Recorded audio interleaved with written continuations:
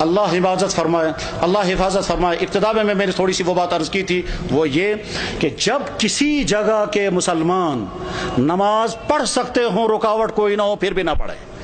جب کسی جگہ کے مسلمان روزہ رکھ سکتے ہوں اور سستی کی وجہ سے روزے نہ رکھیں.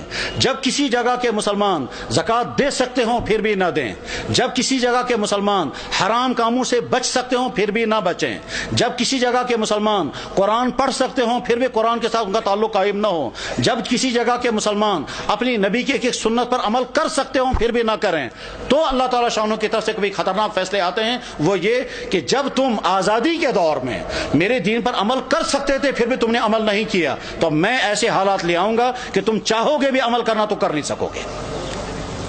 اس کی مثال نمبر 1 اندلس کی میں نے پیش کر دی تھی کہ اندلس میں 800 سال تک مسلمانوں کی حکومت رہی، اور بعد میں جب خرابیاں شروع ہو گئی تو وہ حالات آ گئے کہ اگر وہ قرآن پڑھنا چاہے تو نہیں پڑھ سکتے تھے، اپنی عورتوں کی عصمتیں بچانا چاہیں تو نہیں بچا سکتے تھے، بلکہ کیا ان کی تو جان بھی باقی نہیں رہی، اور وہاں کے مسلمان یا تو مارے گئے یا عیسائی بن گئے یا وہاں سے فرار ہو گئے. اور اس طرح سے 800 سال کا مسلم ملک جو اذانوں سے آباد تھا، وہ 800 سال کا مسلم ملک کفرستان بن گیا.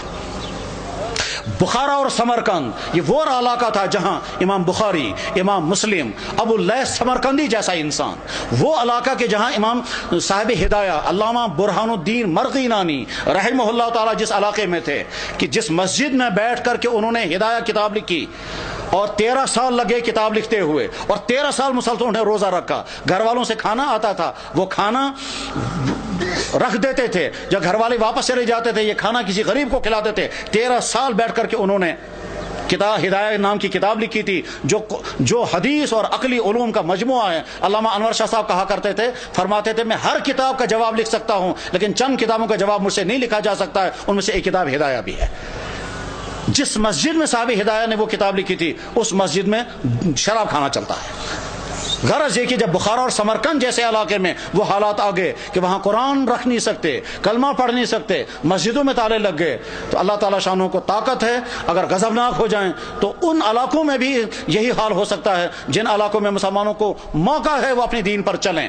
میرے بھائیوں، اس غلط فہمی میں مت رہیں کہ ہمارے لیے وہ حالات نہیں آ سکتے ہیں. ہماری پچھلی تاریخ میں ایسے حالات آ چکے ہیں.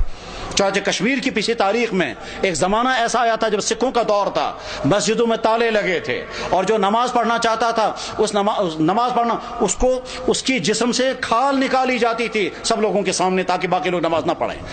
سری نگر کی جامع مسجد میں گھوڑے باندھے گئے تھے، تمام مسجدیں مسمار کر دی گئی تھی. اس وقت لوگ نماز پڑھنا نہیں پڑھ سکتے تھے، یہ اذانیں بین ہو گئی تھی. جب کسی جگہ کے مسلمان اپنی دین کی ناقدری کرنے لگتے ہیں تو ایسے حالات آ سکتے ہیں. اور اس کی مثال اس بات کی مثال نہیں کہ مسلمانوں نے ناقدری کی، وہ تو ظلم ہے، لیکن مثال ہمارے سامنے ہے.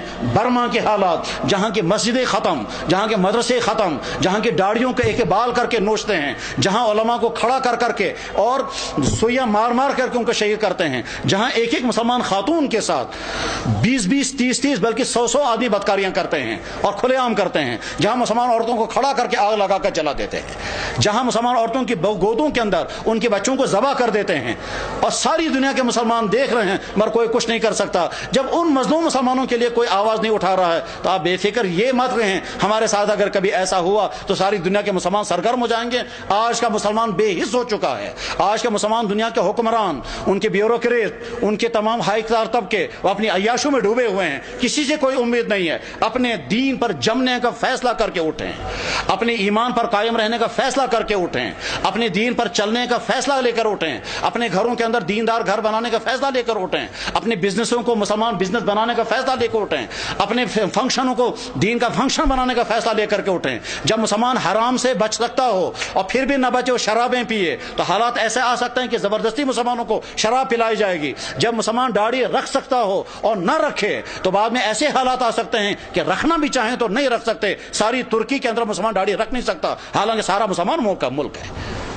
ایسے حالات آ سکتے ہیں، اس لیے اپنے دین کے ساتھ وفاداری کا فیصلہ کرو، ورنہ تو ایسا ہو سکتا ہے کہ اللہ جب تم میرے دین کے ساتھ وفاداری نہیں کرو گے تو میں تم پر ایسے حالات لا سکتا ہوں کہ تم چاہو گے بھی میرے دین پر عمل کرنا تو کر نہیں سکو گے۔ اللہ جل شانہ اس برے انجام سے ہم سب کی حفاظت فرمائے، ہمارے ان اکابرین کی حفاظت ہو، مدارس کی، مساجد کی، دین کی اور دینی اداروں کی، دین کے کام کرنے والوں کی اور دین پہ جننے والوں کی مدد فرمائے۔